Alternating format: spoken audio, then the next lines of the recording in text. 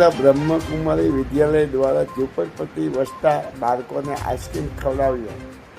પૂર્વ director Gujarat zone રાજ્ય યોગી સલ્લા દીદીના 5મા સ્મૃતિ દિવસ નિમિત્તે ગરીબ અને ઝૂંપડપટ્ટીમાં વસતા બાળકોને આઈસ્ક્રીમ ખવડાવી રાજી કરવામાં આવ્યા. ચોટીલા બ્રહ્મકુમારી ઈશ્વરીયા વિદ્યાલય દ્વારા ઈશ્વરીય આધ્યાત્મિક તથા જ્ઞાન વિનામૂલ્ય સેવાનું ભગીરથ કામ કરતા હોય છે.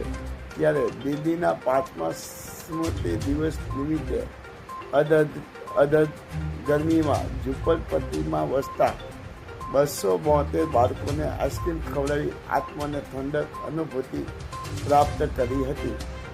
માયાજાળ ન્યૂઝ ચેનલ રિપોર્ટર